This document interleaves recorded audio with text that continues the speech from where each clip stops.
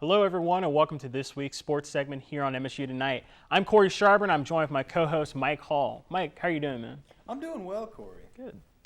Last weekend saw two of Murray State's racer teams taking on competitors in the SEC. While both teams fell short, one fell a little harder on the road.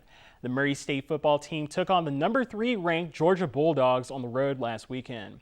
Despite catching Georgia's secondary off guard with a touchdown pass that tied the game up in the first quarter, the Bulldogs pounced on the Racers for the rest of the game, winning 63-17.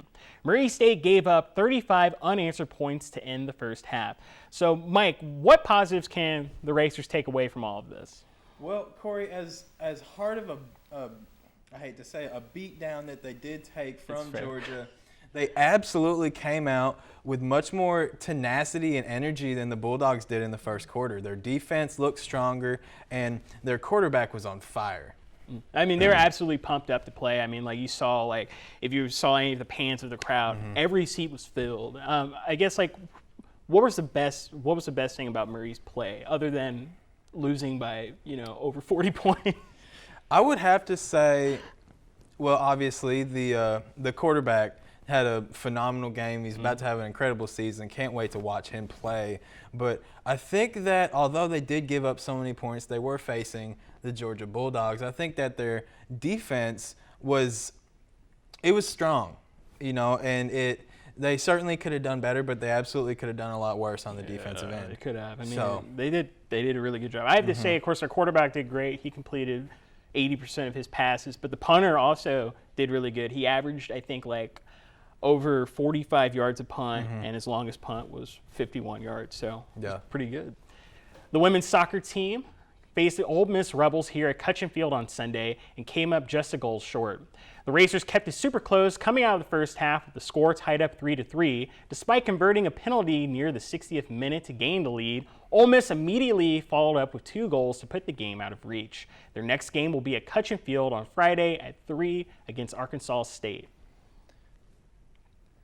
This past Saturday at Murray High, the Murray State men's club soccer team had their first game against the Vanderbilt Commodores. Not only was this their first match of the season, this was their first competitive match ever. They ultimately lost the match with a final score of 3-0, but Coach Aaron Sexton, a Murray State alum, has high hopes for their team. They have a competitive schedule, playing teams such as Middle Tennessee University and the University of Tennessee, Knoxville. This will be a challenging season, but it is exciting to see Murray State compete in another aspect. In national sports news over the weekend, Pro Bowl wide receiver Antonio Brown was released from the Oakland Raiders, ending a tumultuous relationship between the player and the franchise. Hours after being released, Brown was then signed by the reigning Super Bowl champions, the New England Patriots.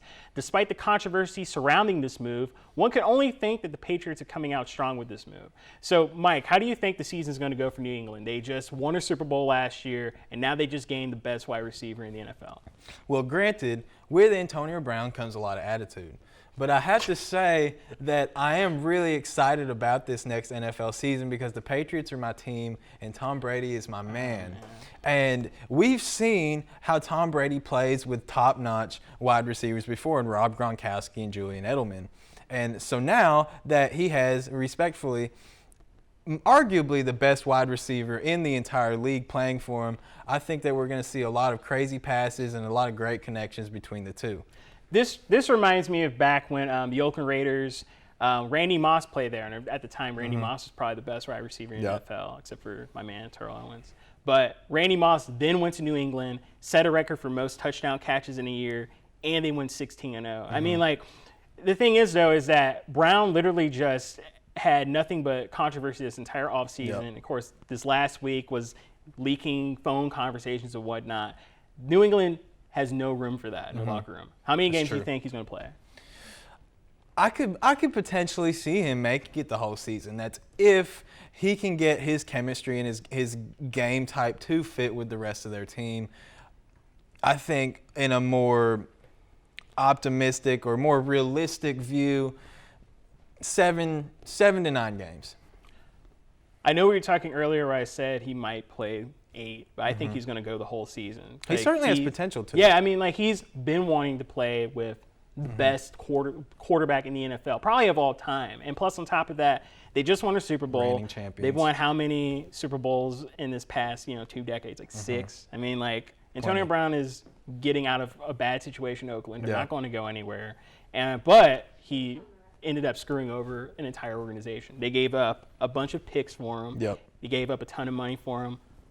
Who knows? Maybe we'll find out later. Anyway, that'll be it for this week's sports edition. Sorry, that will do it for this week's edition of the sports segment. We'll have more here on MSU Tonight. Stay tuned.